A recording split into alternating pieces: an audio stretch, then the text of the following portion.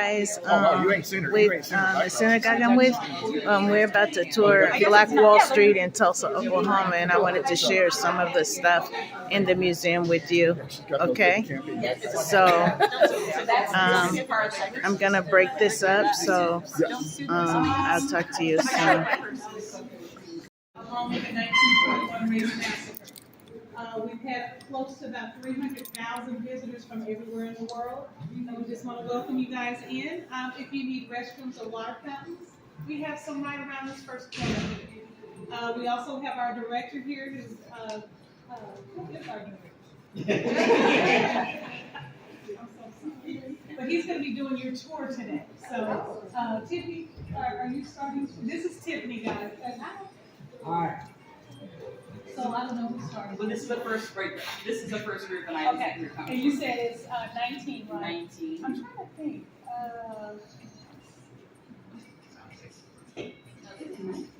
So, Dr. Doswell, you gonna take the first group? Yeah. Okay. So this is our director again, Dr. Raymond Doswell. He's gonna take you guys. He's an amazing storyteller, so he's gonna give you guys a tour. Again, did anyone need to utilize the restrooms at all? Okay. So we'll do that. You can start on the back wall here.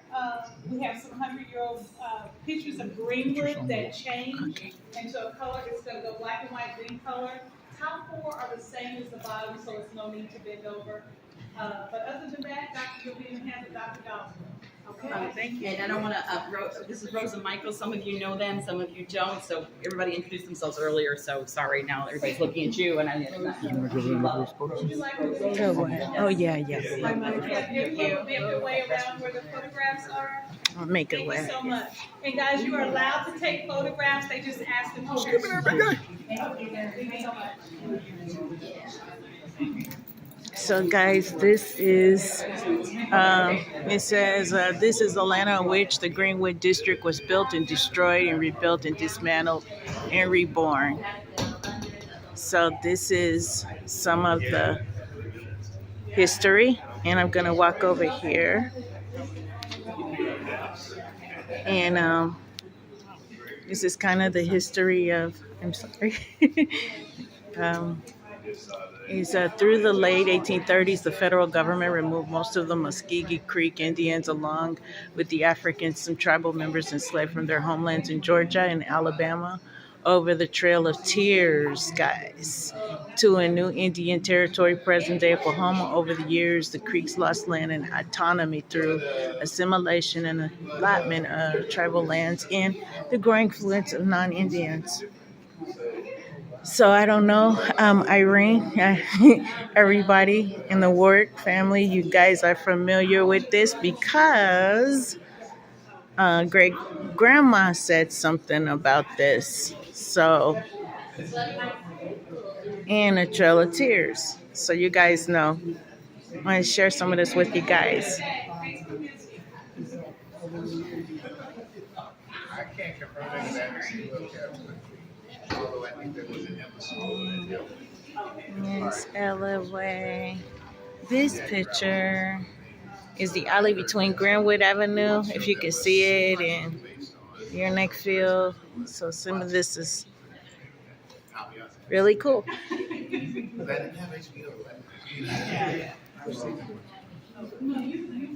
So I get everybody's attention. I'll talk over some of the sound here. Glad to have you all here. I'm Ray Doswell. Yes, I'm the director here at Greenwood Rising. I've only been here since 2023, so I'm still learning a lot of this for myself. But we're going to showcase it for you, walk around a little bit, and then tag team off to your other group as they come inside. So all from Wichita, right? Very good, very good. I was especially excited to learn that because we're developing great relationships in your community. First, the African American Museum, the Kansas African American Museum, I understand they're trying to build a new facility or take over a new facility downtown. They've been up here several times trying to steal some ideas. Good with that. We're happy to help. So there's one particular idea that I'll share with you later. that they're interested in. So we're happy to help and excited about what they're trying to do. The other group that has been coming more frequently is Tulsa, not Tulsa, the Wichita Police Academy.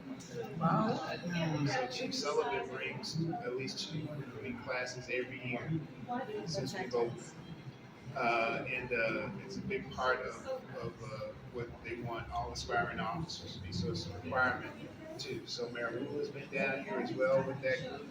A number of city council people and other member of the NAACP and others have come down with those groups as part of that training. If you will. So there's good stuff happening and connection between our two communities. So we're excited about that. So for those who haven't, they might have been here before. We've been to the old one twice. There was the original. Well, it's still there. Oh, it's still there It's down operating there. as a museum? We haven't replaced that. So, but it's a different kind of space. But they do have exhibits. In fact, you might be able to go there today if you have time. But we're here. We tell the whole story of Greenwood from its origins through the race massacre and through the aftermath of how the community was able to recover. I had a chance to show you this film. It runs I was trying to turn the volume down, but I can't seem to do that, so we'll check that in a second. Over here on the wall, she's already told you about the viewports, but we also want to focus that we have a land acknowledgement here, too, for First Peoples. You're in the Muskogee Creek Nation now. The city's fully in the Indian reservation. The Cherokee Nation is not far, and Osage, too.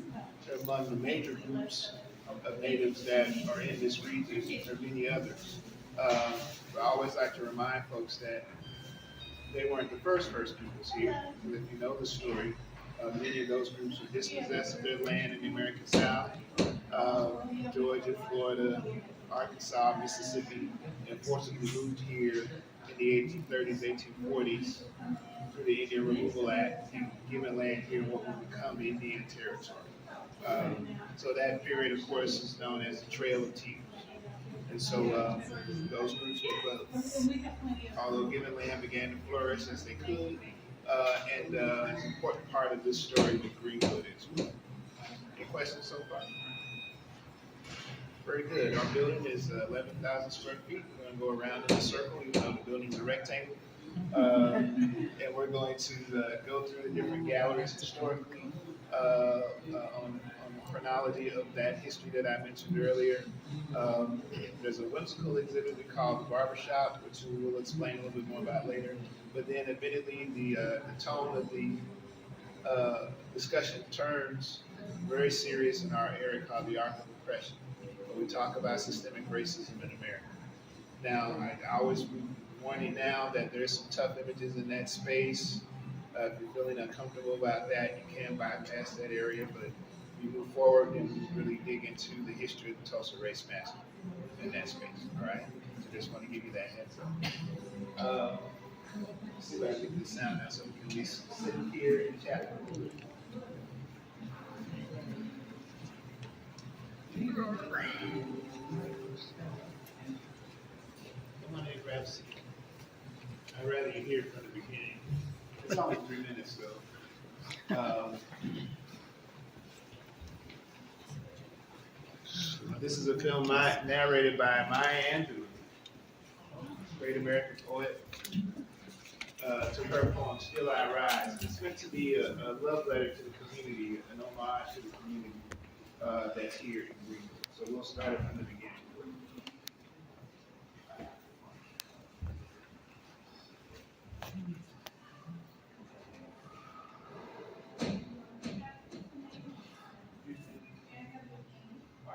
You may write me down in history with your bitter, twisted lies.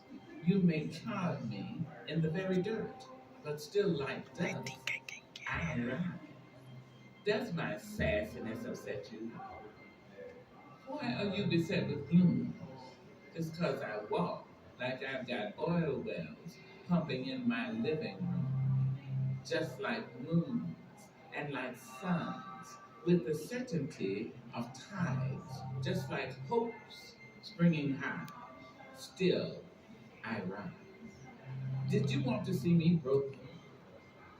Bowed head and lowered eyes, shoulders falling down like teardrops, weakened by my soulful cry.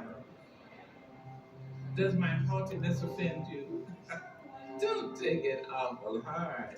This time I laugh, as if I got gold mines digging in my own backyard. You may shoot me with your words. You may cut me with your eyes. You may kill me with your hatefulness. But still, like life, I'll rise. Does my sexiness upset you?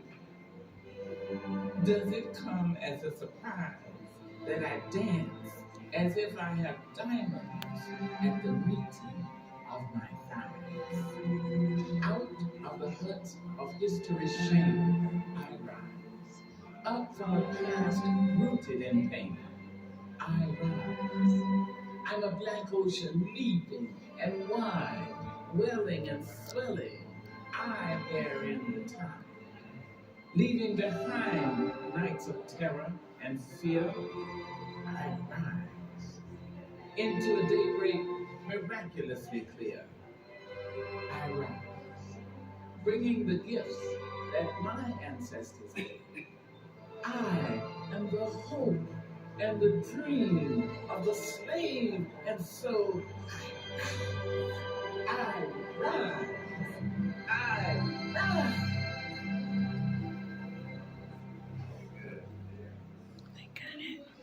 Not like a pep talk from my end. Yeah. You have a question? Oh, it's a statement. I think that one of the saddest things that's happened in our country is the removal of her book from West Point and allowing Comma to be there. When they did a review of the books. What a juxtaposition. Okay. I've been following a similar situation at the Naval Academy. And one of the Baltimore news stations actually has a list of all the books that were purged. So you can go to their website and download the whole list of all the different books that were purged. It's just Sad. It's sad. It's sad. Yeah, we're in very interesting times. That's why places like ours we think are important. And the fact that you are here willing to learn and discuss that is also equally important. So the film, it'll repeat behind me, but it has pictures of descendants of the race massacre, business people, other community folk that are featured here in places, and even allusions to different parts of the history that you'll learn about as you walk through the space. So, quick story. So I came here from Kansas City, Missouri, where for years I worked at the Negro Leagues Baseball Museum. Baseball team. All right. And there's a Wichita story, which I'll tell you about later, baseball, if you don't know it already. And so one of the great things, and I should say too that I still am, I keep forgetting, that I'm an advisory member for the Midwest Center for Holocaust Education, a great institution there in Kansas City area, and who've taught me a lot. But at the Baseball Museum, we always get lots of great visitors come in. Some of them are famous, some are infamous, but I usually tell the staff, look, unless they're rolling with the Secret Service or U.S. Marshals, treat them like anybody else. Let them look around, leave them alone. Don't ask for autographs and don't geek out. But my Angela walked in. I geeked out. She was doing a little work for a small company there called Hallmark Green Cards. And she came, she wanted to buy stuff for her family in our gift shop. And I geeked out. I asked for a baseball, and she signed it for me. But it wasn't for me. It was for my fiance, who was a big Maya Angelou fan. I think that was a good move because just last week we celebrated 21 years of marriage. So excited for that. But the baseball teams that we studied at the museum are all kind of remnants of the Great Migration period in African American history. So cities like St. Louis and Kansas City, and Chicago and Memphis and New Orleans and Washington, D.C. and New York City were all places that these baseball teams developed in because the population of black people were moving to these places that could sustain them and as a leisure activity and as a business. Tulsa is among those places during the Great Migration where African Americans flocked. And they didn't have a major baseball team here, but a large population of people came here. But it was a unique situation considering the connections to our native culture and the reasons for which more people were encouraged to come here as opposed to go to those other cities with the baseball teams, right? And that's part of the story you're going to learn right now, okay? Follow me, let's go to it. I never would have had any baseball connection. I probably should cut it up in sections. When they heard it was a museum, you can't see. It says, what will you be if you stay in the South? Slaves liable to be killed anytime and are treated right. But if you come to Oklahoma, you have equal chances with the white man, free and independent. So that'll play behind me as I'm going through. But while that's doing that, I'll tell you about this space. This first gallery we call the Greenwood Spirit, and it's meant to give you an introduction to the origins of Greenwood and what we've become affectionately known as Black Wall Street. First, we mentioned the natives and the different native groups that were here. It's important to also remind people that some of those native groups actually owned African slaves. And so there were Africans or African Americans on the Trail of Tears as well. Once emancipation came, many of those folks were absorbed within those groups or tribes, for lack of a better word, who became citizens of those groups, either through familial connections or as being part of citizens. So there's a robust record of the native groups and who came on the Trail of Tears in the so-called DAWS roads, D-A-W-E-S roads. You can get those on Ancestry.com and other archives as well. So very detailed records of who came, and part of that has to do with citizenship with some of the different groups. Because these groups became somewhat sovereign and had treaties with the United States. And that's how they were able to get land in this area. Land ultimately came to them. There's a lot of different machinations to that, but ultimately they were given land in this area, 100 to 160 acres upwards. So what you have then is that since there were black people in those groups, they were citizens of those tribes, and they got land too. So black land ownership is important to the story. Around here, probably in Wichita and other places, you may hear reference to the freedmen, right? So you hear the Cherokee freedmen or the Creek freedmen as examples. Those would have been formerly black slaves or descendants of black slaves who were part of it. But black land ownership is important. That's number one. Number two, right after that, and during the migration, Great Migration, and this is what I'll be clear, when I mention the Great Migration, that's after slavery, African Americans moving all over the country, mostly out of the South, generally in those urban areas that I mentioned where the baseball teams ultimately also grew, and trying to find a better life for themselves. But during that time period, there were others who were encouraging them to move to this region, right? It wasn't quite as urban as the other places, but here's an opportunity for you to get more space, more elbow room, maybe start agricultural life, and not be crowded in the cities.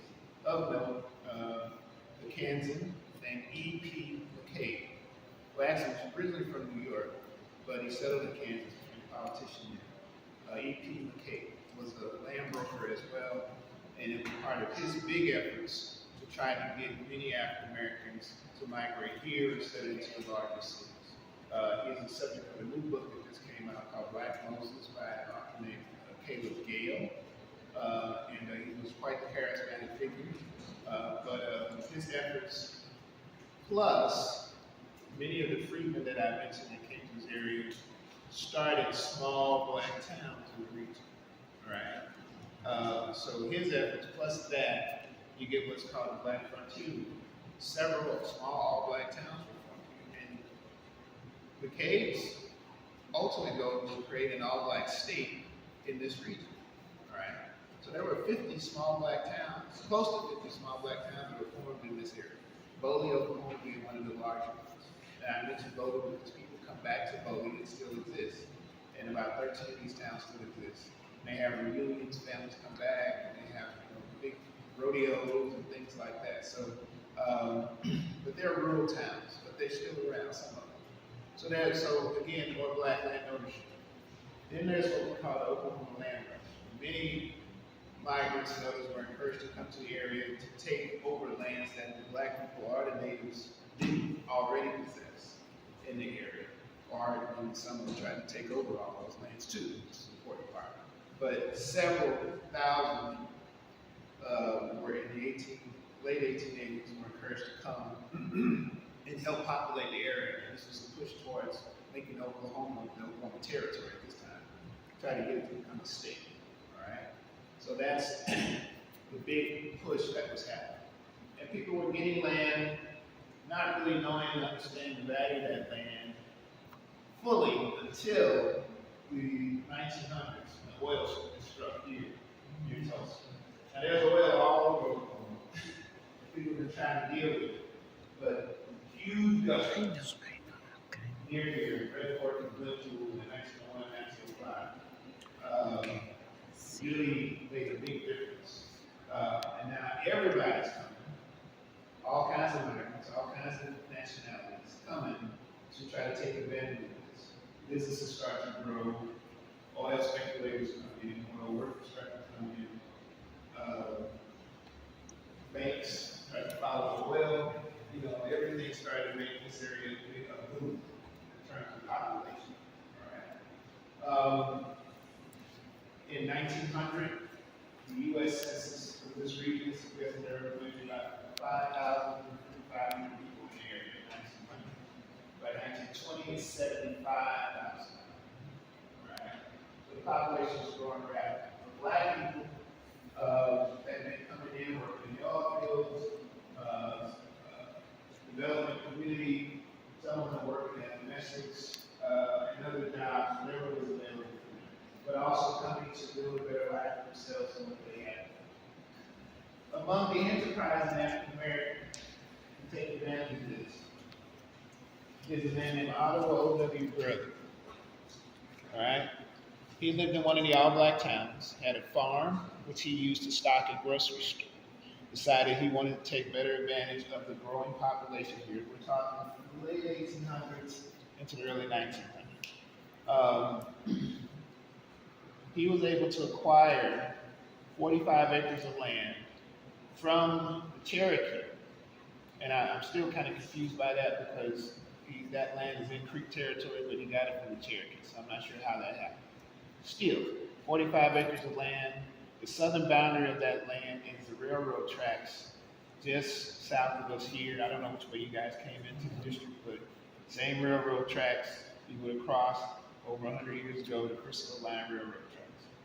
That's the southern boundary. The northern boundary is what we know today as Pine Street to the north. And then 35 to 40 blocks, city blocks in between of the 45 acres. And that ultimately becomes Greenwood, the neighborhood. All right? J.B. Stratford is another gentleman who bought land. Both of them subdivided their land into plots so that the migrants or the business people in the general neighborhood began to grow as a result. As we get to 1907, Oklahoma officially becomes a state. One of the first laws on the books in the state of Oklahoma is a compartment for Negroes in the state of Oklahoma, which is a segregation law. So, that's Senate Bill number 1. We have a copy of it, you can see it when we go inside. All right. So, segregation forces where black people can live, work, and stay. All right. And Greenwood, although beginning to flourish, is a box that they're stuck in, frankly. So it's a double-edged sword in that regard. So money is beginning to grow in this area. People are beginning to have prosperity, but their money is not going south of the railroad tracks. So the economy becomes more insular here. what one historian describes as an economic detour, right? But what happens is that the economy begins to flourish well enough to sustain the community. Just about everything they needed was here. They didn't have to interact with the larger community outside because of the resources they were able to get. Freedmen, some of them, many folks came from those smaller towns to live in the city. Some of them had oil money and built businesses down here as well, some of them. And then others were just doing the service industries that help support even the outside community in that way. It wasn't perfect. Some of the streets weren't paved. The growth of population still caused poverty on the fringes of the community. But they had good schools, they had good churches, and they had a lot of businesses that supported each other. To the point that the great educator Booker T. Washington suggested that this area was akin to a Negro Wall Street. Not stocks and bond trading, but just the amount of wealth that was growing.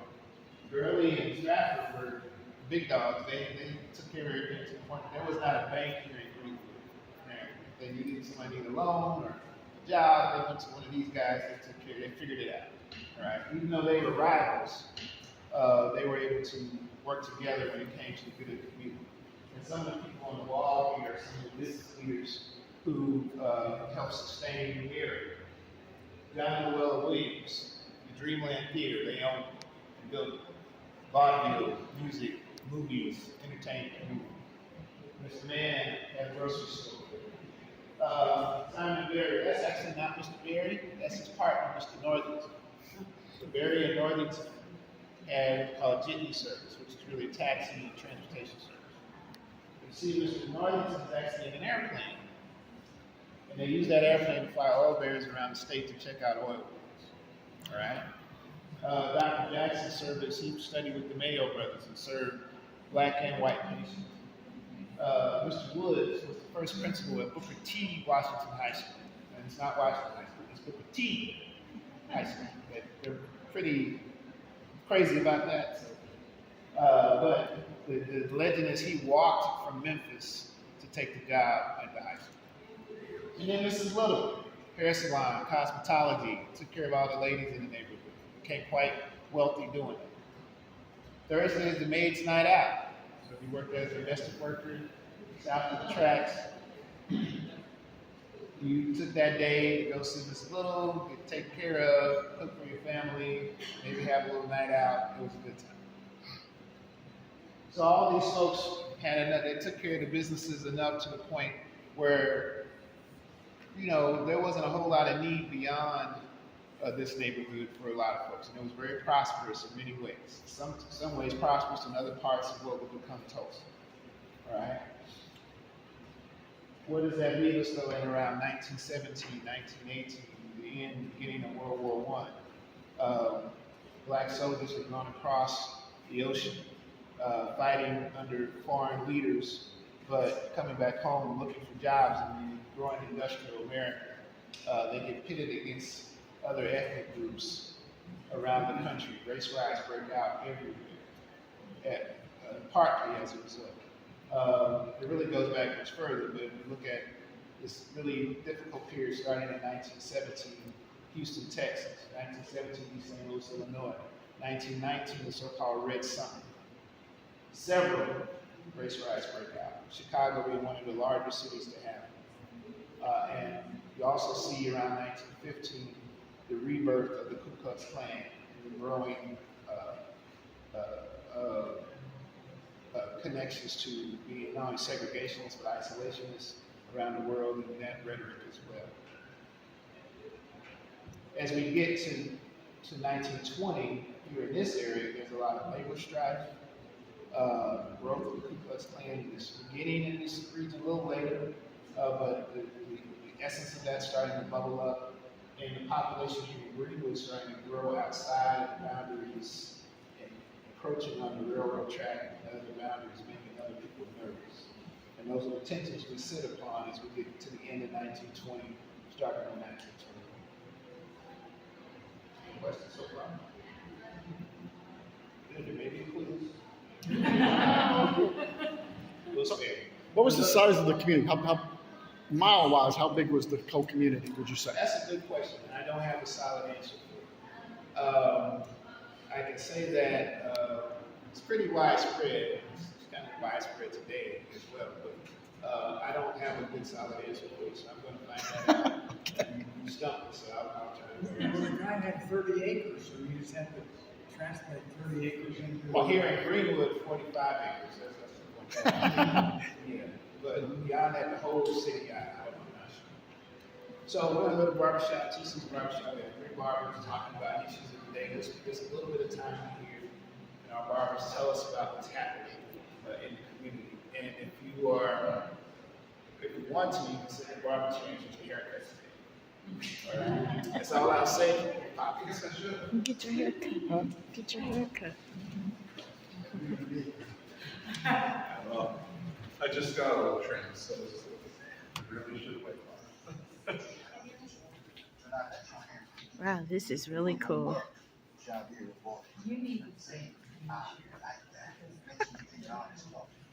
Anyone can sit in the chair, though.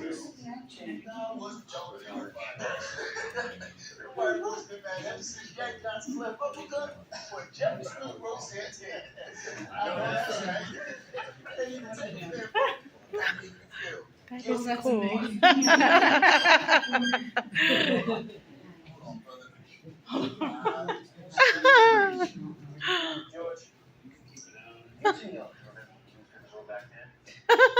One says something like, "Black man wins. Thousands of his ignorant brothers will misinterpret his victory and justify claim to much more." You say what? Yep. They want to show us our place all the time. I know my place. Right here on Greenwood Avenue. Doing good business with good people. Like O.W., A.C. Jackson, and Dora Wells. See, we show what we're about. Disproves all that mess about being inferior and being too dense to be successful. It's too short. Let us colors will abandon the respect we're supposed to show our racial superiors. Well, why would I want anything on this side of the tracks anyhow? I mean, we got everything we want right here. We got our own business. Booker T's the best school. We got great lawyers. We got the best blues. Yeah. We got the best barbers to dance to. And I take it you're the best of the best, right? I'm telling you. Well, amen to that. We ought to be proud of what we done here. Colored folk have come a long way. And Greenwood is proof of that. For the first time in the history of this country, we live in a time when a black man has a chance to build something he can pass on to his kids, his grandkids, and on and on. Yeah, but don't forget they got the Klan marching in Washington, D.C., racing riots all across the country, and police on that side of the tracks. Somebody woke up on the wrong side today. All them books you read, don't any of them say anything about hope? Well, plenty of hope. Let go. Little fool me. Say, TC, Miss Fleur still making her chicken fried steak tonight? That's all right, all right. You ain't got to come over. It's Thursday, so she's stopping by here on her way to Maple Hills to get her hair cut before she go out. All right. She was cooking her black-eyed peas with ham hocks. Oh, but I did the first way.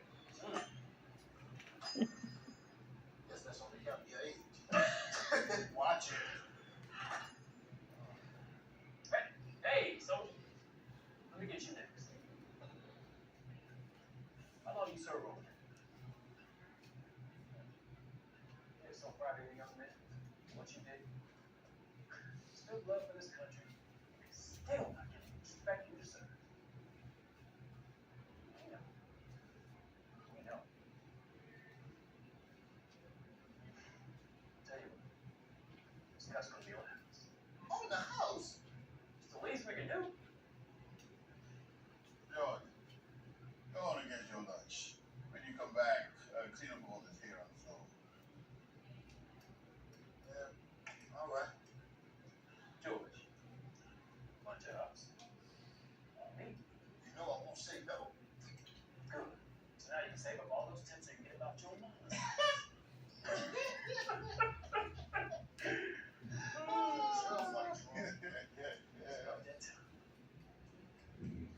good time this is going to end, so we're going to go ahead and go into the art.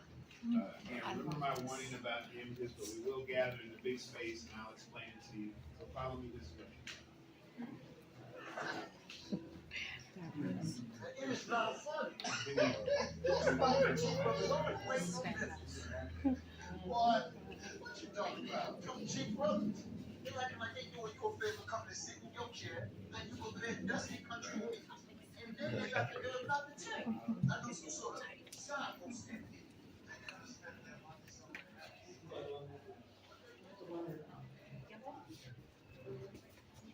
Yeah, it's open. It opens up.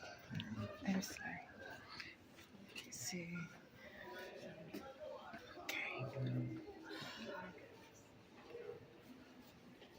We're going to gather back in the space first, and we're talking here this way, and then trying to get option around a little bit. I have. It's okay. It's okay. It's all right.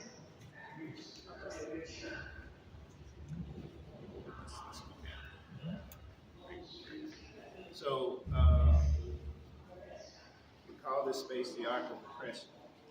And the point again is to focus on the history of systemic racism in America, or in North America, if you will, beginning with the beginning of chattel slavery in America in 1619, and trying to understand even the presence of violence in America and what gets justified for some of the violence that we ultimately see in 1921. At the top of the wall, you'll see talks about access that builds sustained structural oppression, creating the opportunity for even supporting continued racial violence, stem back to many, many years of subjugation of black people and people of color across the world, but especially here in North America. So these themes of social, economic, and political themes are kind of on this timeline as well, which we revisit at the end of our experience. And it's important for folks to understand where a lot of this hatred comes from, where a lot of these things come from, a lot of this language comes from, even some of it that we're hearing again today in our dialogue. But as I noted, there's some very tough images in here that could be upsetting for folk. We always want to be mindful of your inner peace, and if you want to, you can go out this way to the Changing Fortunes exhibit, which is where we'll end up. But if you continue on, there's a timeline also of some of the specific events related to the Tulsa Race Massacre. There's an immersive film here that's about to start over in just a second, so we may even get you in there. But it dramatizes the events of the Race Massacre with the voices of people who survived it, oral history collections from the Oklahoma Historical Society.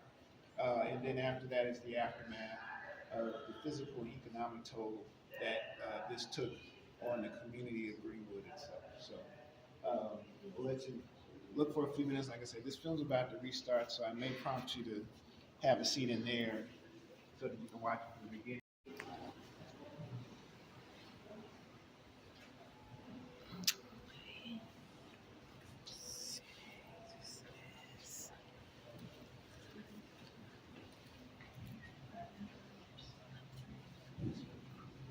So guys, this is some of the things here.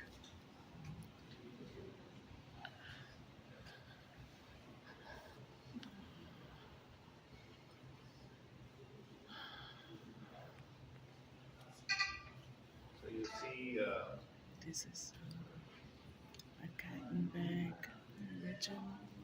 no, I don't know for sure. There is one story is that a lot of migrants may have come from Greenwood, Mississippi. But I can't confirm that for sure. There are a lot of Greenwoods around the country, though, that are straight up black Greenwood streets, That's slavery. like that.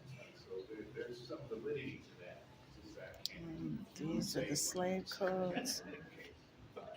Slave codes. So you'll see the references, slave codes, black codes, Jim Crow laws, are kind of the things, especially post-slavery, that really centered around voter suppression after citizenship was affirmed for African Americans, and just some of the efforts to maintain control over black populace and their movement and activities.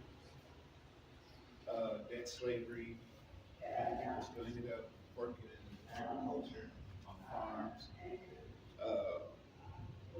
get into situations where they had to meet certain quotas, the penal system, and they didn't make those quotas, they ended up in debt, and they be put in prison, if you will, to serve off their debt, so to speak. It's a horrible situation.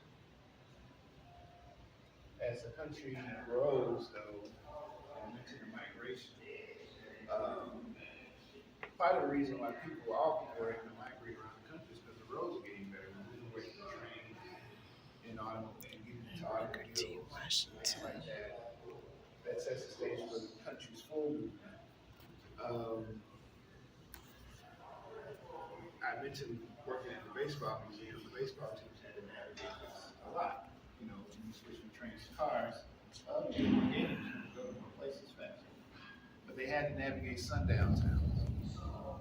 And these are places that had curfews for black people after a certain time of night. Usually rural communities outside of the major cities. You probably wouldn't be surprised there are probably lots of towns around Wichita that were sundown towns because it was really prevalent in the place. But you had to know where these were. So if you're a ball team, you got to drive through those towns and drive a little longer after maybe playing a doubleheader that day. Try to get to the next big city so that you could avoid any problems when you were traveling around the country. And this was true of many black motorists as well. As we start to get into the 1930s, early 1930s, you may have heard of something called the Green Book, which was the Negro Motorist Guide developed by postal workers. And that was meant to help black travelers navigate situations like that, among other things. Backing up a little bit time-wise, I mentioned 1907, that is the first law in the state of Oklahoma, segregation law. This is a copy of that there. They made that the first law. Yep. Wow.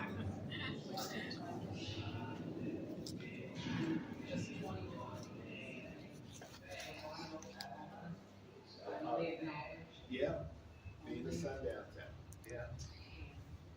So it's interesting developments. And the unfortunate, terrible situation that we mentioned across America. That photos from Wichita, Oklahoma, which is not far. That photo went out as a postcard from Wichita for many years. People came out to witness this crime, brought their children.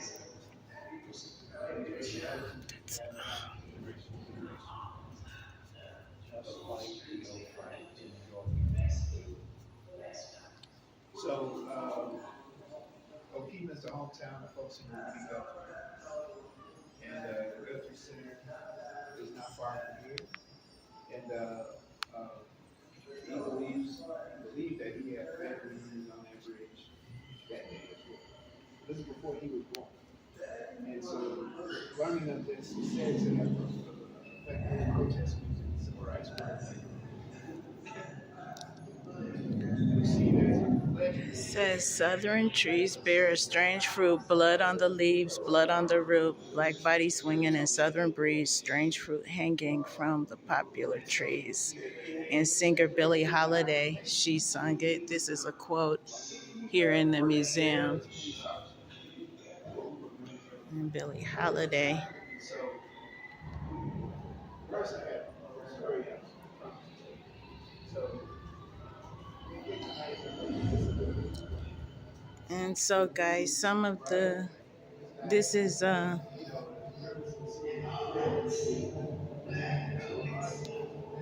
exhibit of what was happening in Black Wall Street.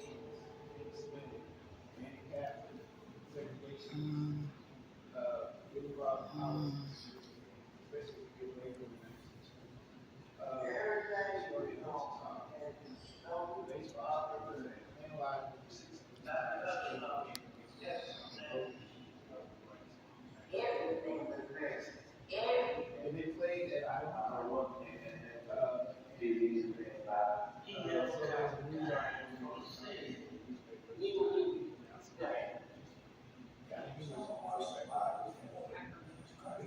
So, but yes, we did that. Romans 1:10-8. That's right. And that line was Kansas governor, Oklahoma governors, they did not like it. They didn't like it. This was not a Muslim. And always kept complaining and so there's lots of governors representing the Kansas State House about investigating going on today. And one of those was fast track to Iraq. They had hospital drives, they had all kinds of different things where they helped everybody. And baseball was one of those things, so it's kind of weird, but baseball is just so the bill about to restart. I want to do just the beginning of it. There's a little Mississippi on this side, but I'm just doing the best slides and don't mind standing right. So this is a film in the exhibit of Black Wall Street.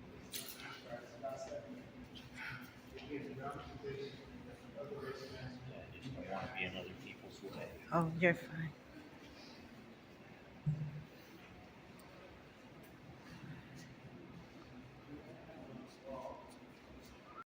So this is the beginning of the film.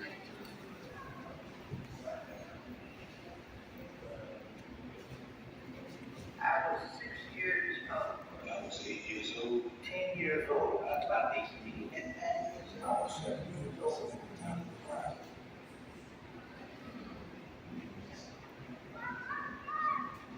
We were just all laughing at kids living in our doctors, lawyers, our undertakers. Look at two boys that come from high school.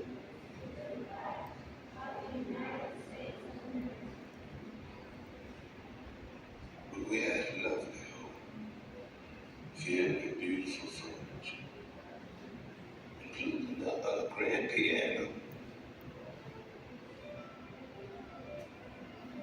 The night of the prom, the whole decorated. Dad just got in work, he went back home to sleep. Sitting down in our yard. It was still a good night. He heard the deep trying to mention the black boy down at the courthouse. My parents were awakened by the sound of shooting and the smell of fire.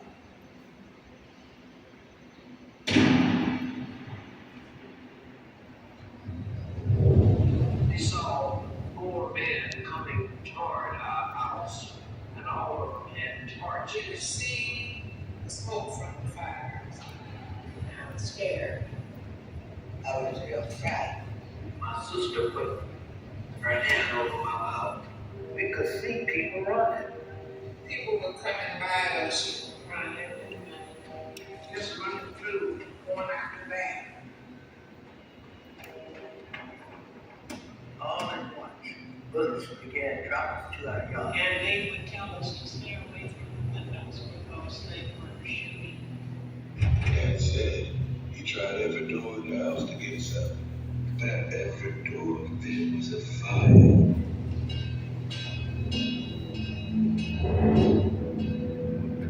He was begging, please, don't set my house on fire.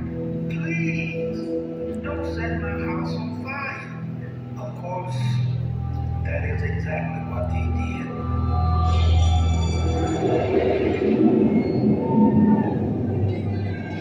They were just cutting down black people like they was wildfire. They shot out with that big old and hit the boy on the head. Bam! I'm sorry. He was shot. Bam!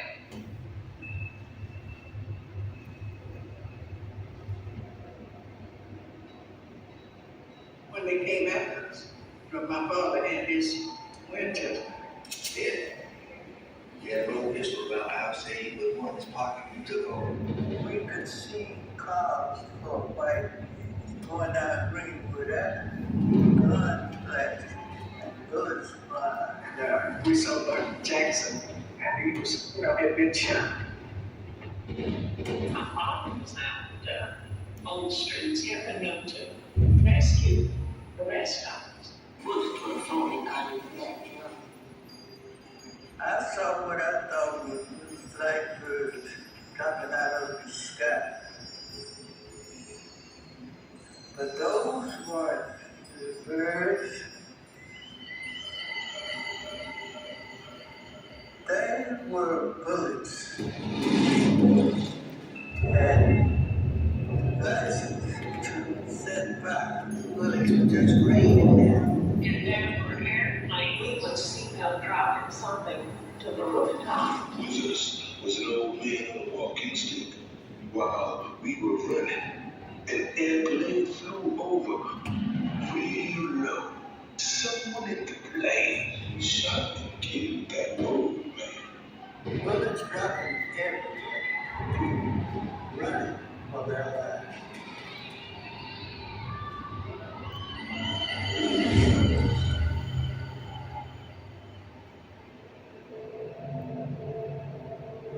And all I could see was black rolling smoke down the side of the people going north.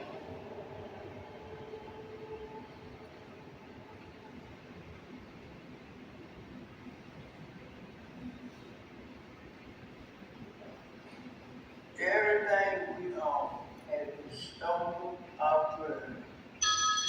My mother lost everything. Everything was burned. Everything. I know one thing, they never did anything about it. He never got dying from the city. Neither did that.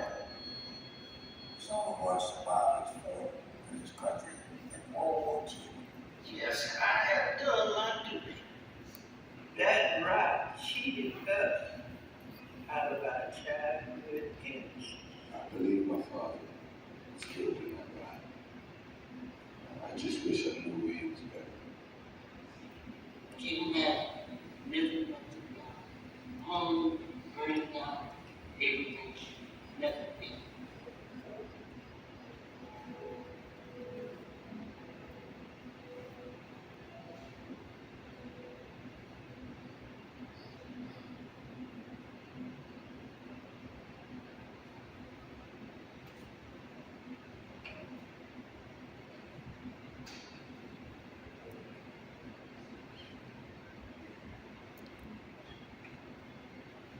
That's the end of the film here.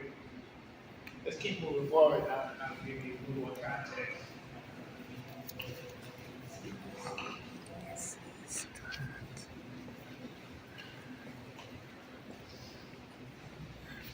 It's over part of the space. It talks about how that all started. So, in late May of 1921, a young man named Dick Rowland got on an elevator downtown. He was a shoe shop worker. Ended up having to go to the colored elevator. He was on the 5th floor in the drugstore. The young lady was the elevator operator named Sarah Page. She was white. Supposedly, something happened on the elevator. He bumped into her. She claimed that he accosted her. He fled the scene, but was later picked up by the sheriff's department. It was the county courthouse. The newspaper wrote an article in the evening edition of the paper saying, "Mad Negro for attacking girl on that block." A mob began to gather, incensed by the article, began to gather down towards the courthouse. Black citizens heard about the mob, said, "No, we're not having that." Many of them war veterans said, "We're going to round siege." Even though they were outnumbered, they stood to the mob. Over time, scuffle ensued. That sparked the flame that you just saw. $1.5 million in real estate property damage, and estimated at $1921. So that's well over $20+ million today. The whole 45-acre, 45 block area was damaged, looted, or in ruins. Hypothetically, you were to walk out our door and turn to the right, go down the street, that's what you would see. Alright? Several buildings, yes, it was. Several buildings destroyed. The mayor at the time declared a riot and an uprising, a Negro riot and uprising. Well, you got insurance and don't pay for riots and uprising. So they already left, not being able to get restitution for that. New zoning laws are in effect about what kind of materials you can have to rebuild. The Red Cross did come in and help, but that help was rather limited in terms of what they could do. And hundreds of people left the city. But many stayed, stuck it out. Because they came to Tulsa to be realized where they came from in the first place. So rebuilding began to happen quickly. Part of that rebuild, land ownership, freedom, and the black townspeople that I mentioned earlier had land, money, resources, help with the rebuilding.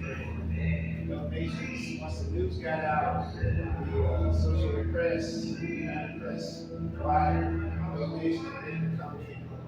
Many of those black communities had NAACP chapters, connections to Washington School. They had connections to UNIA, which is Marcus Garvey's groups that were more about back to Africa as they started to come up. So resources began to come in and slowly, but I say slowly, but actually rather quickly, you start to see some movement back into rebuilding the community. What was the population of black community? Another good question. Population. My understanding, I don't know. I'm going to give you that. No, I do. There's a number that comes from okay, so it's around 12 to 15,000. Yes, more than 10, less than 20. That's a good solid way to say that. But again, businesses, homes, everything destroyed. I want to point out that there's some people on this side of the wall who are religious leaders, business folk, politicians who help with the rebuilding. Of note is B.C. Franklin. Mr. Franklin was a freedman who used operations in Tulsa as a lawyer. He helped a lot of people afterwards with the insurance situation. He is the father of John Hope. I know that you should. John Hope Franklin was a freedman afterwards, historian for 8 years, taught at Duke University, wrote one of the seminal black history books from slavery to freedom. But John Hope grew up here as well. And the Franklins are revered in the community. John Hope Franklin Center for Reconciliation operates here in the neighborhood. And they manage Franklin Reconciliation Park, which is considered an international site of consciousness. The park is intentionally designed in the way that it's developed for reflection on reconciliation. So if you have time, I wholly recommend you walk around the park today. It's not far from you, or come back and check it out. So as you look through here, the next phase is called Changing Fortunes. You see how the creator was able to put that in the build now.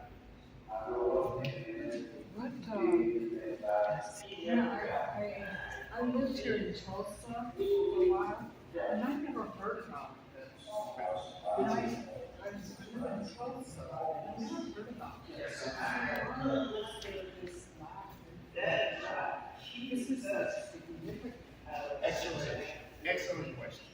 You always talk about it, right? So this is an excellent statement. So this is important.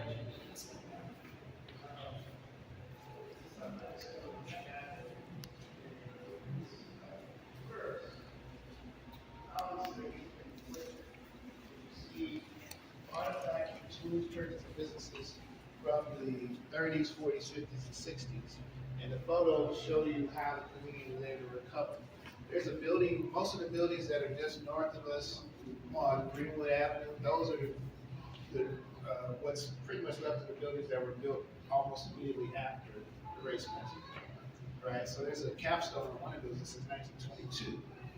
All right, and so by 1925, we're hosting Black business events here, national Black business events here as well. So the community is able to recover relatively quickly. And in the 30s or 40s, it said that the community had a heyday.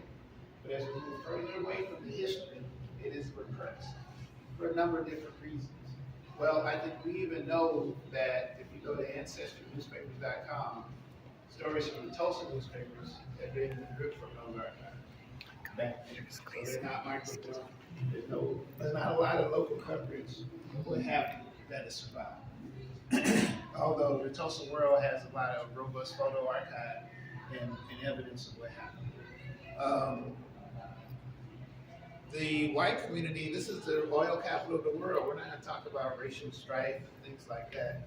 There's even, as a young man who's now at the Gilcrease Museum, which is a local history museum that's been closed now, but they had a research program. He's doing a fellowship, and he's researching how perhaps the story was repressed, in that there were people in the white community that were trying to basically bully Black people from talking about it, in a nutshell.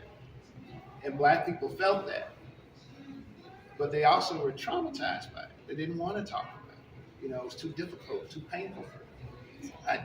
I'm not an expert, so I don't want to call it PTSD, but there's a lot of that going on as well. But for years, Black, white, young people grew up not knowing that full story.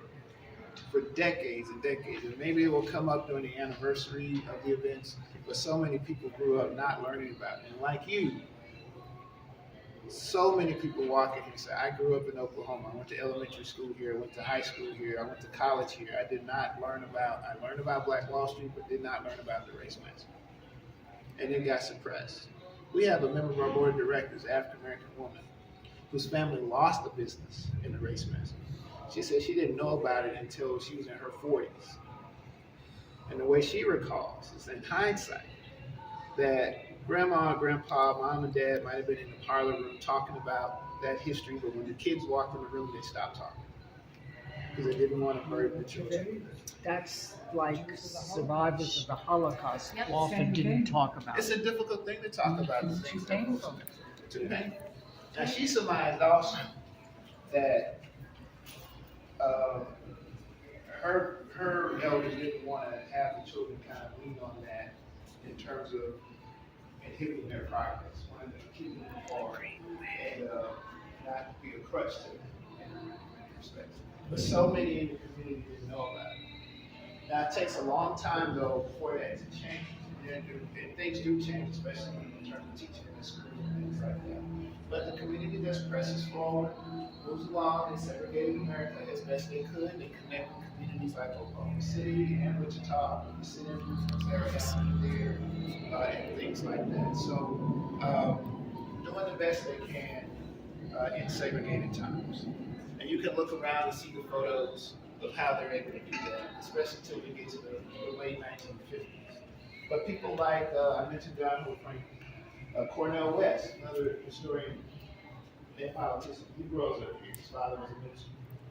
Actress Alfred Woodard, with her, she grows up here. And of note, if you're an R&B music fan, the Wilson brothers, who were better known as the Gap Band, were R&B favorites. They started out with studio musicians in the church studio, which are not far, and then they went on and became quite famous. And GAP, G-A-P, is an acronym for the streets of the neighborhood, which is really marketing. And so now, and there's pictures of them over there. Charlie was still performing, solo artists in the neighborhood. So as you go around, look at the artifacts, then you get to the other side of the wall there where it talks about urban renewal in the late 1950s. Urban renewal projects happening all across the country through freeways and housing projects that being built, sometimes without input from the communities where physically affected. And here, that's the interstate, 240. Again, go out our door, turn to the right, you see that big freeway overpass? That's 240. Right. It takes several years, by the early 1970s, it's complete. It splits the neighborhood in half, it's places for new homes and businesses. So only now are you seeing a bit of a rebirth in terms of development in this area in the last 10 years or so. And then that's fixed. The feeling about that is fixed. What really happened in 1921, the land lease essentially attempts to take that land was ultimately some of the reasons for the riots or the massacres. Oh no, you're fine. You're fine. You're good. Okay. So there's still a lot of hurt feelings about it. And no reparations or even true arrests or anything that happened. They still talk, or is there still talks going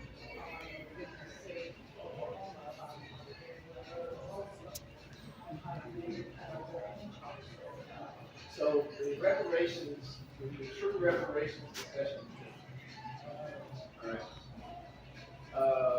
But before I get to that, let me back up. Buddy, the stuff that he was saying, remember Bilbo said at the family reunion? First, as we get to the 1990s, we do at least start to hear this history talked by the schools as part of the state curriculum. Along with the trailers here, and those are Terror and other things. By 2000, Relatives, what he was saying. then they make a recommendation for reparations. One of those things that does happen is scholarships for this and that's Let's see, Don Ross. although few websites don't forward, but it's labeled. But nothing forms. You may have heard that there had been some lawsuits in the city by some the survivors over the years, but none of them have been able to be successful in court. However, this last year, a new mayor, Nichols, first African American proposed what they call the road to repair. So it's not reparations, but it is a specific intentional attempt at addressing the issues left over from the Tulsa Race Massacre that still exists today in development, primarily during Tulsa. It's important to note too, before that, its predecessors, official formal apologies came from the city to the Confederation. There was a commission called Beyond the Apology that was formed. And we go, okay, we tired of that, now what else? So the citizen input about what are the priorities for the community in terms of what's needed. And the mayor's taking some of those recommendations from others to create this road to repair project.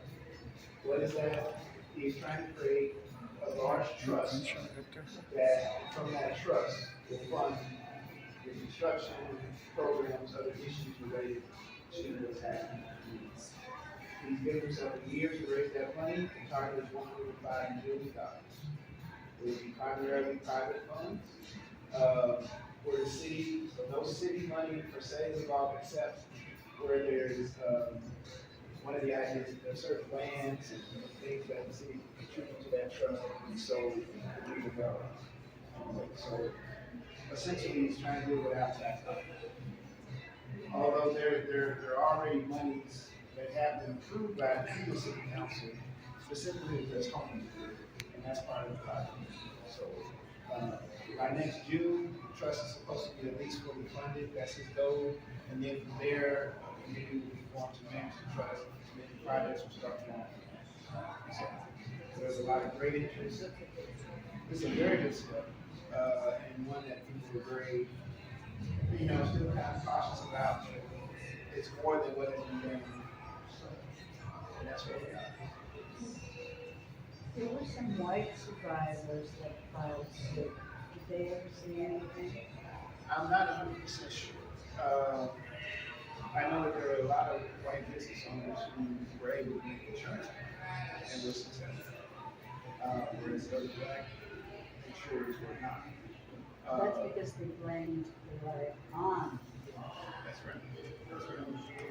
So, yeah, it's a broad history, but one that the community is talking about, really understands, that others like you all who come from all over the world can learn about and understand how that reflects back in their own community as well. And although the majority of our visitors are from the region, Oklahoma and Texas, 55%, the rest literally come from all over the world. We get lots of students. Maybe they understand. We're dealing with the new language that's coming on now. And understand those connections to what happened. This was a book. It's all of us. You know, and so they get them. I mean, last year, the year before last, no, that's I was flooded with Germany. It was pretty interesting. Radio, TV, tours of people, and it was this important, interesting time for them to be and try to pay attention.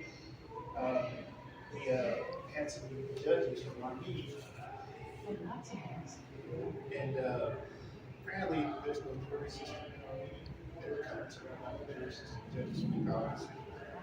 And so they were learning about that. My friends from the law firm, they were got moms, brought them in.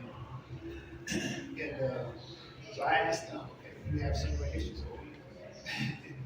And moreover, these are issues that have been buried and only now are coming to light.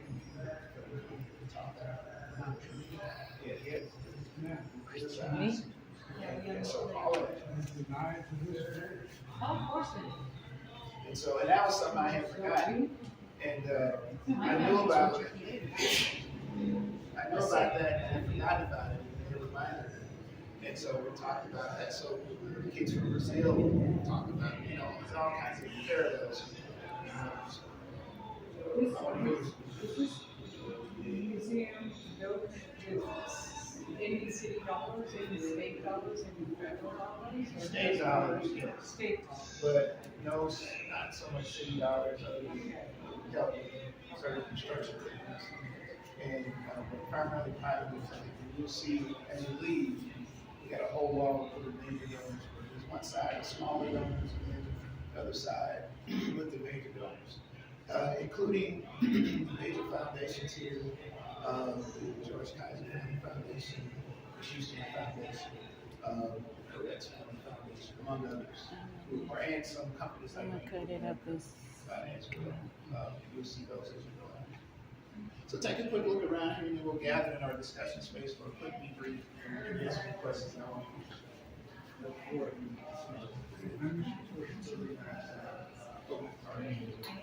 So guys, as I'm going on the tour, these are just glimpses of past Black Wall Street. A lot of interesting information and very lot to take in. This is my first time here at the Black Wall Street Museum. Very interesting. No, I wasn't taught about this in school. We mostly had the old footage of Dr. Martin Luther King Jr., but yet and still, these things is very, very interesting. These are old video of old images of Black Wall Street. Yeah.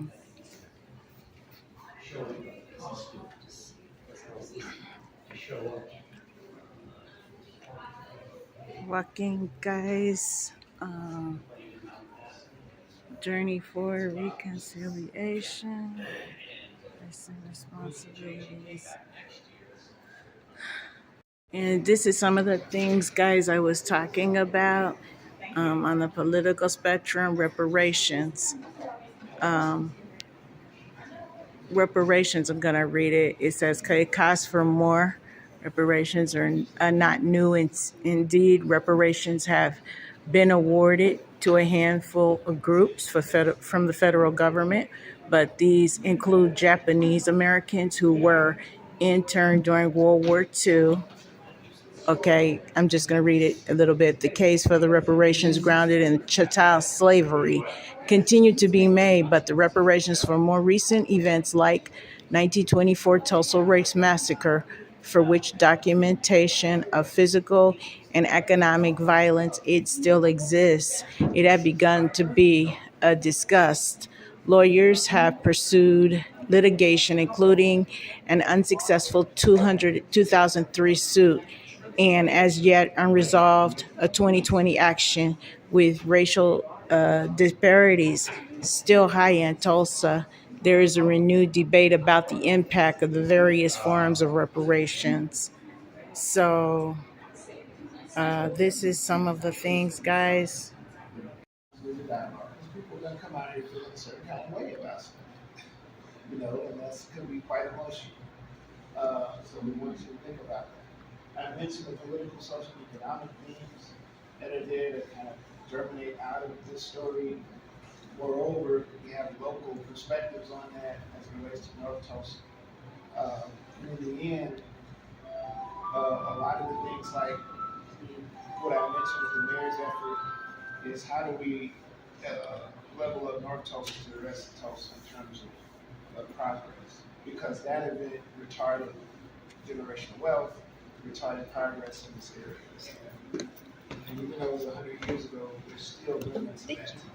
And that's a reality that we just can't get around, no matter how many times people tell you, oh, it happened a long time ago. No, it still affects us, and we need to remember that. And that's the important point that we try to make. And to that point, I mentioned Wichita Police, recruits coming here to some of their values, them understanding the road, especially because law enforcement is implicated in some of the activities that you saw. So that's important for us if he wants the officers to know. That relationship grew out of the connection with the Tulsa Police Department, because their recruits come here as well. And the Tulsa Police want the recruits to understand that the badge has baggage, but community policing is important in building relationships like that. But understand why there's mistrust of law enforcement. It stems a lot from years of problems starting with that. And so new officers understand this, or at least they should, because they're required to come here. Another group that comes is every 8th grade student that's required to come here to Tulsa Public Schools. Right? This is part of the curriculum where they teach the history. All right? And I think about it, the young people in schools, the officers, they're all young. It's scary how young they are when they walk in, to me anyway. But these are our future leaders. And so the issue of what you experience as a young person, not knowing or learning about this history, there's no excuse for that. When you have resources like ours available to you, and resources like the Kansas African American Museum available to you, as long as people aren't trying to suppress that history. And so that's why we have to be the bulwark against fighting that feeling in that language. Because this is an American story, it's fraud. There's a lot of good things about the American story, but there's fraud history here. And folks need to be aware that our young people need to know that, so they're not going out to ignorant of it as well. One last group, or set of groups that I want to tell you about that come here, is we have a fairly good relationship with the Tulsa Performing Arts Center. So when the big off-Broadway plays come to town, they bring the cast here sometimes. So for you Hamilton fans, you said, where the cast of Hamilton set? All right. Right? You're in the room where it happened. If you haven't seen the play. Anyway. If you haven't seen it, you need to. Yeah, it's pretty entertaining. Another cast that came was the cast of The Lion King. And there's a young actress from South Africa. Quite young. But she, if you know South African history, you know the history of apartheid there, and the long slog that they had to try to overcome that. And as part of that, they had what they call Truth and Reconciliation Forums after apartheid. And so people came and essentially, I'm still oversimplifying this, but they kind of came and confessed a lot of bad stuff that happened. And that was the motive, was to talk it out, understand the truth about it, and try to reconcile from it. But this happened in the 80s. She's too young for that. But she learned about it in school, she said. I learned about it in school, and I heard about it, and it went over my head. I wasn't quite sure, about it, But then she said when she walked through here, it filled in every gap for her. This is the type of stuff that those folks must have been confessing to, the things that they were talking about. She had a light bulb moment, and cathartic moment, very emotional. She said, I get it. It connected her to her home country more than anything she's ever experienced, having gone through here. So, understanding that, welcoming our international visitors, we learn from them, learn the stories across the board. We understand these connections to other stories like this around the world, and we continue to try to teach it as much as possible. So, I give you a chance to answer any questions. Well, if we have time, I think some of you have already shared. Do you have one word that describes what you learned or how you feel about what you learned today? You want to share? I'll give you 2 words if you want. One, if you can boil it down.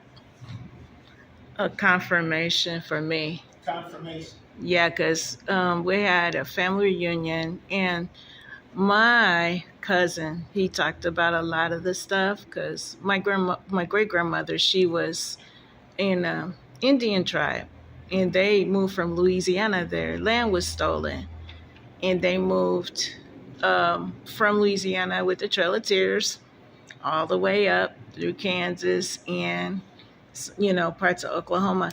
She's actually in the Dawes Rolls. So yeah, a lot of the things you were saying. I should have had you do the tour. Oh, well, no.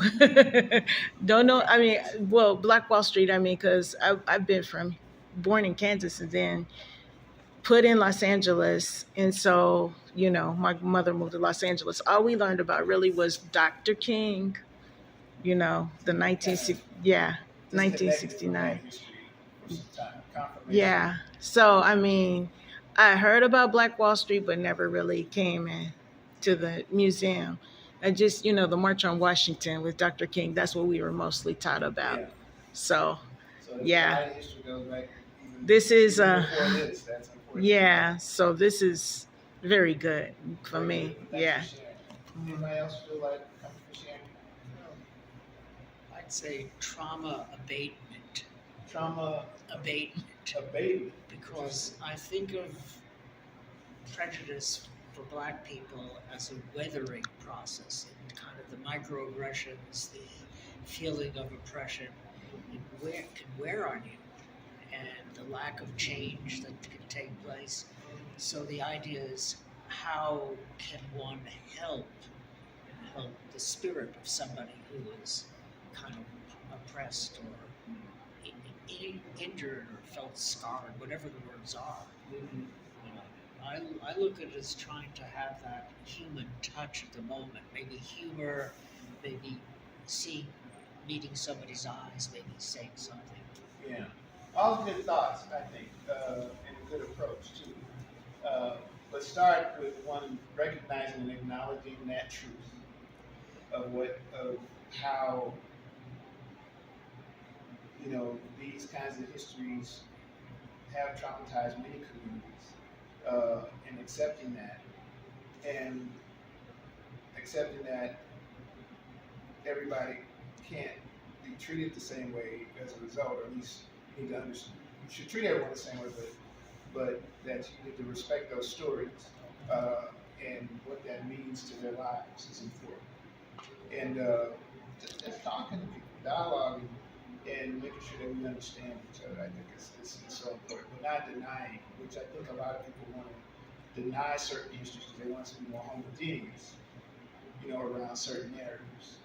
But we can't do that, otherwise we become ignorant of each other. So, which brings up the question, what do we do? I mean, we've got a government that's trying to deny white privilege. You can't take white children through something like this because they might be uncomfortable.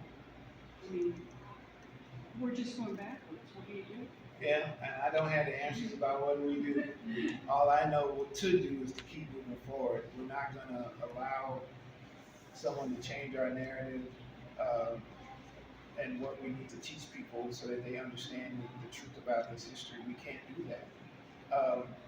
I've been in a couple of forums lately listening to a lot of nonprofits who are dealing with this on a different level, like groups who are servicing LGBTQ audiences or immigrant audiences, and they're getting their funding pulled from them, and they're all kind of wringing their hands. Well, maybe we should change the words in our mission and vision statement. We should do all these kinds of things to make ourselves more attractive to funders. And the facilitator says, do not lose your why.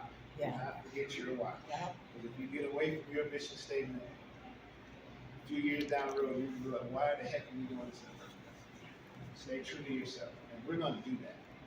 And I've been kind of spitting mad lately, especially with the Smithsonian stuff. You know, I know Dr. Bunch, and I've had a chance to spend time with him, and I know he's kind of going through it. So I was just like, you know, some people tell me, don't say too much and put a target on our back. I don't care. We need to say something about this because this is it's insincere and it's anti-intelligent and it's dumbing down America and it's just ridiculous. It's untrue. It's untrue. And this whole notion of Kansas, well, I don't know so much Kansas, but Missouri, I know, Arkansas, Wichita. Arkansas and Oklahoma all have these so-called anti-CRT laws on the books. I call them the axis of willful ignorance. You know, we got to fight back. I will say this about Oklahoma. They get that this history needs to be taught. They get that the Trail of Tears needs to be taught. And teachers here are armed with the fact that these histories are in the state curriculum. In fact, they're trying to expand this particular history to try to introduce the third grade students instead of the eighth grade students. So teachers have pushed for that, and the educators, you know, we have a very ultra-conservative superintendent of schools for the state. 10 Commandments on the walls of the school. No, Bibles he wanted to buy that had the Constitution, the Bill of Rights, and the Old and New Testament. They would cost millions of dollars. He wanted to give that to every classroom. But those state standards have been held up a little bit, not because of the African American history, those histories. He wants to have stuff about the 2020 election in the state standards, about discrepancies in the 2020 election. I'll get me started. Not my soapbox. But still, we're here. We have to just tell the truth. And it's a tough truth, but there's also great things about the story in terms of the fact that this is an entrepreneurial spirit that grew out of this community. And you see that reflected in a lot of the businesses and things that are around here. New York University now has a small satellite campus here because they want the people to study this area. There's lots of entrepreneurial things related to technology and other things that come out of the spirit of Greenwood. So we just keep pushing that forward. And then finally, I'll wrap up just, again, we want you to come back, tell friends to come back, support the efforts that the folks in Kansas are doing with the African American Museum. I probably shouldn't tell you, I'll tell you. You were going to tell us. So one of the ideas they had, we saw the barbershop. But I know there's the lunch counter history in Wichita. Yes. Trying to see if they can figure out how to make that work like the barbershop. That would be fantastic. Well, I'm sorry, I missed your words. Trying to see how to make the lunch counter experience like we did with the barbershop. Yeah, I really like that idea. How far do you go with this? I'm talking to museum people about that. That lunch counter stuff's pretty intense. Yeah. You know, you take your kids in there, it goes, you sit at the lunch counter, you experience what the city is for. Yeah. You know, Yeah. how intense do you make that? Yeah. But that would be impactful. Yeah. So those are things that they're wrestling. Yeah. But that's, I'm told there's a similar in Greensboro, North Carolina, where obviously there's a similar thing that they have something similar to that, but not in the same way. So look for that, support that effort as well. I wanted just to say, in the state of Kansas, in 2010, high school librarians were all removed So none of the high schools have librarians. Now, I didn't understand that. I didn't know what that meant. But there's no periodicals, there's no magazines. So what's happened is we've dumbed down our high schoolers who at that age, that's where they need to learn how to get information. So we talk about preparing our high schoolers for the world. That's our big mission. How to be proper consumers. We of are that doing information. the Yes. opposite. So Gotta sorry. fight against it. No, you're right on. Gotta fight against it. And that's the whole state of Kansas. I thought it was just our USD 259. And then I started calling around Wellington, all these little towns, all over the state. They did away with librarians in the high schools. Speak up, folks. If you have a feeling about it, speak up. Start saying something to USD 259, just go to the meeting, say something to the board, because they're just hearing from me every month. If they start hearing from you guys, they'll start changing that. A librarian is cheap. So as you leave, there is one last space you can reflect on. We call it our commitment wall. We ask people to think about and reflect on the commitment towards racial reconciliation. We have one tablet working today. If you want, you got to move fast because it will time you out. But you're welcome to actually leave a comment and it'll show up on the wall if you want to. And as you go down the hallway, folks ask about funding for us. Our major donors are on the left, and then a lot of some of the things, guys, and very, very interesting things pertaining to the museum. It's interesting. I'm walking through here, and I see a lot of other things. This is a wall of comments here. And you're welcome. Glad to came.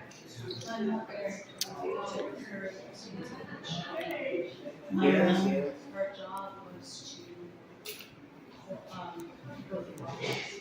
Yeah. One of the things I've noticed, and this in particular, is that as Sorry, that one's not working on the left. So on the right. Sorry. oh wait. Type fast. Uh-oh, really? Oh man. Wait, I need my glasses. Yeah. help.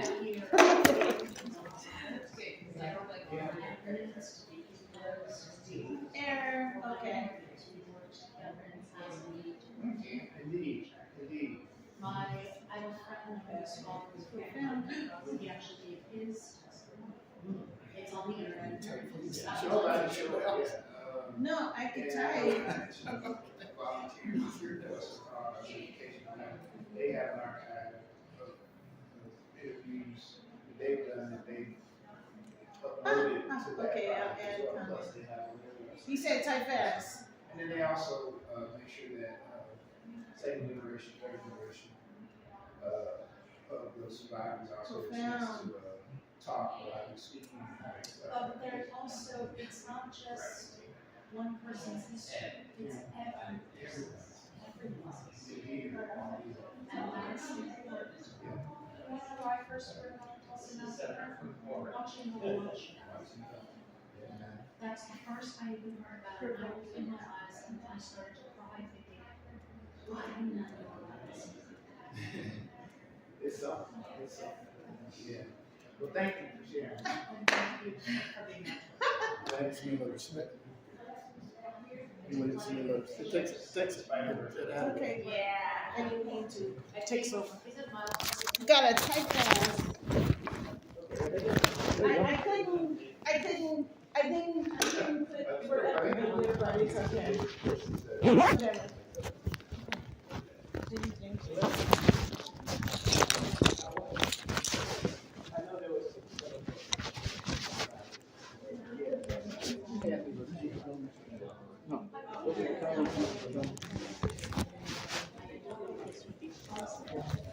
We're talking about the relationship between Martin Luther King and Rabbi Joshua Heschel. I'm not, I should be, but I'm not as.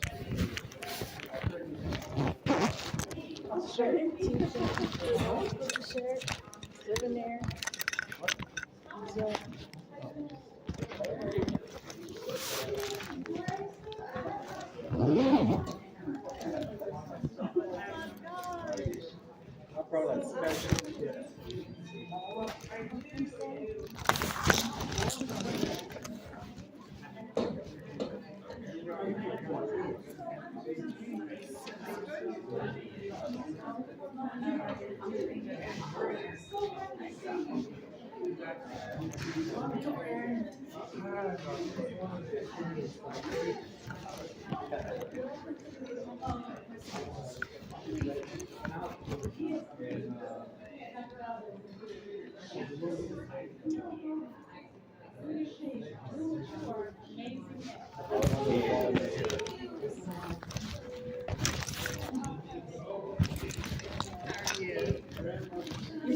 Can I get one of the purple t-shirts?